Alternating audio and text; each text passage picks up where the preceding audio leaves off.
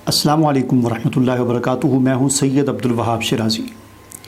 जादू नगरी और जिन्नात की दुनिया वीडियोस का ये सिलसिला हमारा जारी है और इस सिलसिले की एक और वीडियो लेकर आपके सामने हाज़िर हुआ हूं। नाज़रीन, इस सिलसिले की अगर बाकी वीडियोस आपने देखनी हो तो उन तमाम वीडियोस के लिंक आपको इस वीडियो के डिस्क्रिप्शन में मिल जाएंगे, जिन पर क्लिक करके बाकी तमाम वीडियोस तकरीबन 60 के करीब वीडियोस अब तक बन चुकी हैं।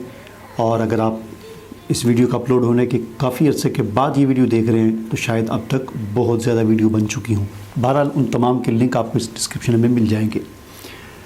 आज की जो वीडियो है ये वीडियो एक सवाल के जवाब में है। सवाल ये है कि जादू कैसे काम करता है। सबसे पहले तो हमें ये समझना चाहिए कि जादू में जादूगर जिन्नात की मदद से काम लेता है, चूँकि उसका शैतान की पूजा करके, उसकी इबादत करके, कुछ शिरकिया फ़ाल सरअंजाम देकर उसका शैतान के साथ एक एग्रीमेंट हुआ होता है, जिसके तहत शैतान उसको कुछ जिन्नात उसको देता है, जिनकी मदद से जादूगर काम लेता है और मुख्तलिफ़ लोगों पर जादू करता है। बहरहाल जादूगर जिन जिन्नात की ड्यूटी लगाता है किसी को तंग करने के लिए, जिस मकसद के लिए भी जादू किया जाता है उस मकसद के लिए, तो वो जो जिन्नात होते हैं वो ऐसा नहीं होता कि वो ऐसे जाते हैं और फ़ौरन अपना काम करना शुरू कर देते हैं या उनके लिए कोई बहुत बड़ा कोई आसान काम होता है। ये कोई आसान काम नहीं होता, क्योंकि एक मुसलमान जो होता है ज़ाहिर बात है कि वो नमाजी भी होता है, परहेज़गार भी होता है, अल्लाह का ज़िक्र करने वाला होता है, कुरान पाक की तिलावत करने वाला होता है। तो ऐसी सूरत हाल में जिन्नात और शयातीन को इंसान तक रसाई जो उनकी होती है वो बड़ी मुश्किल बल्कि नामुमकिन की हद तक होती है। बहरहाल चूँकि इस बात को अल्लाह ताला ने कुरान में भी बयान फरमाया कि वमन युरिज़ अन ज़िक्रिर्रहमान नुक़य्यिज़ लहू शैतानन फ़हुव लहू क़रीन, कि जो अल्लाह के ज़िक्र से एराज़ करता है तो फिर हम उस पर एक शैतान को मुक़र्रर कर देते हैं, तो उसका साथी बन जाता है।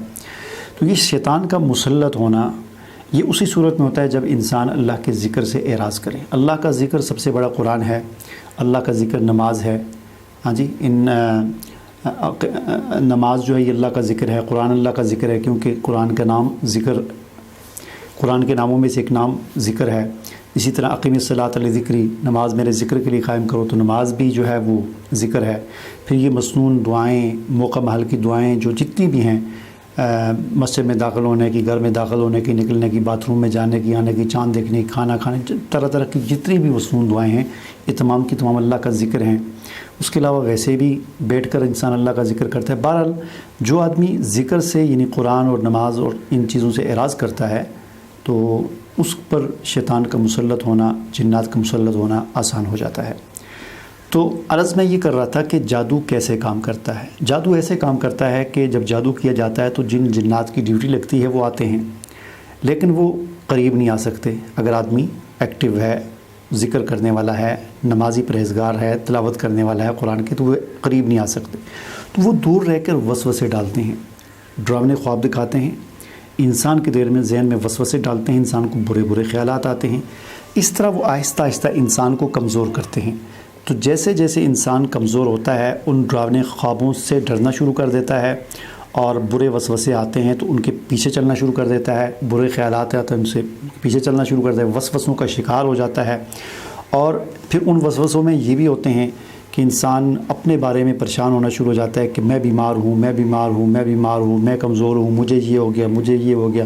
तो इस किस्म के जब वसवसों का भी शिकार होता है तो फिर वो कमज़ोर होना शुरू हो जाता है। और इस तरह करते करते एक वक्त आता है कि जिन्नात और शयातीन के लिए उस इंसान पर काबू पाना आसान हो जाता है।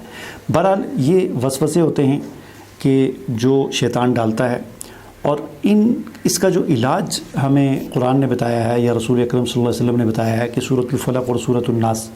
अब देखिए इनके ज़रिए इलाज कैसे होता है। ये भी जैसे मैंने आपको बताया कि जादू कैसे होता है, तो अब ये समझना भी बहुत अहम है कि इलाज कैसे होता है, सूरत फलक और सूरतुल नास के ज़रिए इलाज कैसे होता है। तो देखें सूरतुल फलक और सूरतुल नास में जो इसका जो मफ़हूम है इन सूरतों का, उसमें हमारे इस यानी सोच की जो कमज़ोरी है उसको दुरुस्त किया गया। चूँकि वसवसों के ज़रिए जिन्नात और शयातीन इंसान के ख़यालात को नेगेटिव करते हैं, और नेगेटिव ख़यालात जब बार बार आते हैं तो उससे इंसान के अंदर उस नेगेटिविटी पैदा होती है और उल्टे ख़यालात, बुरे ख्वाब اور یہ چیزیں آتی ہیں اور اس سے انسان کی سوچ نیگیٹو ہو جاتی ہے. نیگیٹو سوچ کی وجہ سے انسان کو طرح طرح کی بیماریاں لگ جاتی ہیں اور اس طرح انسان جادو کا شکار ہو جاتا ہے. تو یہ صورتیں کیا کرتی ہیں سورۃ الفلق اور سورۃ الناس؟ یہ انسان کی اس نیگیٹو سوچ کو پازیٹیو کرتی ہیں. آپ کہیں گے وہ کیسے؟ تو وہ ایسے کہ ان کے مفہوم کو اگر سمجھ کر پڑھا جائے. ہمارا اس بات پر ایمان ہے کہ قرآن پاک اللہ کی وہ کتاب ہے کہ اسے اگر بغیر سمجھے بھی پڑھا جائے تو ہر حرف کے بدلے میں 10 نیکیاں ملتی ہیں، اور اگر سمجھ کر پڑھا جائے تو پھر بہت زیادہ نیکیاں ملتی ہیں. ٹھیک ہے، لیکن یہ کتاب اصل میں تو سمجھنے کے لیے اور عمل کرنے کے لیے اور سمجھ کر پڑھنے کے لیے اور ایک بطور نظام کے اپنی زندگی میں اور اپنے ملک میں نافذ کرنے کے لیے اللہ تعالیٰ نے ہمیں دی ہے. ٹھیک ہے جی. اب دیکھیں اس کو جو آدمی سمجھ کر پڑھتا ہے، قل اعوذ برب الفلق، میں اس رب کی پناہ میں آتا ہوں جو کا رب ہے، من شر ما خلق، ہر اس شر سے جو اس نے پیدا کیا. اب اس سے کیا ہوا کہ انسان جب اس کو سمجھ کر پڑھتا ہے تو انسان کو سمجھ آتی ہے کہ شر بھی اللہ، شر کا مالک بھی اللہ ہے، شر کا خالق بھی اللہ ہے، اور آسمانوں کا خالق اور مالک بھی اللہ ہے، رب اللہ ہے. تو اللہ کی عظمت انسان کے دل میں بیٹھتی ہے کہ یہ تو کچھ بھی نہیں ہے باقی چیزیں، اصل رب تو مالک اللہ ہے، شر کا مالک بھی وہی ہے، جادو بھی اس کے اذن کے بغیر کام نہیں کرتا. ٹھیک ہے جی. تو اس طرح اس کی سوچ کے اندر تبدیلی آتی ہے. اسی طرح سورۃ الناس ہے، قل اعوذ برب الناس ملک الناس الہ الناس من شر الوسواس الخناس الذی یوسوس فی صدور الناس، کہ میں رب کی پناہ چاہتا ہوں جو لوگوں کا رب ہے، مالک ہے، الہ ہے، اس سے، اس خناس سے کہ جو لوگوں کے دلوں میں وسوسے ڈالتا ہے، چاہے وہ انسانوں میں سے ہو چاہے جنوں میں سے ہو. تو یہ صورتیں اگر ان کو سمجھ کر پڑھا جائے تو یہ انسان کی نیگیٹو سوچ کو پازیٹیو سوچ میں بدلتی ہیں. ٹھیک ہے جی. اور میں اس بات سے انکار نہیں کرتا کہ ان صورتوں کی برکات بھی ہیں کہ جن کی وجہ سے جادو کے اثرات ختم ہوتے ہیں. ٹھیک ہے. تو اصل چیز یہ ہے کہ اس کو، ان صورتوں کو سمجھ کر پڑھا جائے، ان کے مفہوم کو سمجھ کر پڑھا جائے، اور ان کی تفسیر، ان کا شان نزول اور ان کی تفسیر جو ہے وہ اس کا ہم مطالعہ کریں، تفاسیر میں، معتبر تفاسیر میں ان کا مطالعہ کریں. اور جس وقت پھر ان کا ورد کر رہے ہوں، صبح شام ان کو پڑھ رہے ہوں، تو وہ سارا جو ہم نے مطالعہ کیا ہے ان صورتوں کے حوالے سے، ان کا شان نزول اور ان کا پورا بیک گراؤنڈ وہ ہمارے ذہن میں ہونا چاہیے. اور پھر ہم ان صورتوں کو پڑھیں گے تو انشاءاللہ پھر کم مقدار میں، تھوڑی تعداد میں پڑھنا بھی وہ اثر دکھائے گا جو ویسے بغیر سمجھے ہوئے شاید ہزاروں مرتبہ پڑھنے سے بھی اثر نہ دکھائے.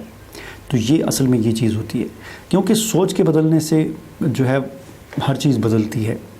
یہ سوچ ہی ہوتی ہے. اب دیکھیں یہ صرف جادو کا معاملہ صرف ہمارے ساتھ تو نہیں ہے، یہ تو یورپ میں بھی ہوتا ہے، امریکہ میں بھی ہوتا ہے. انگریز جو ہیں جادو کے تو اصل آیا ہی وہیں سے ہے.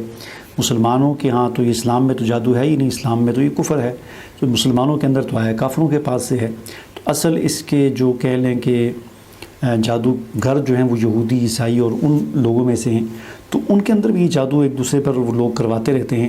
تو ان کا علاج کیسے ہوتا ہے؟ ظاہر ہے وہ قرآن تو نہیں پڑھتے، سورہ فلق اور سورۃ الناس تو نہیں پڑھتے.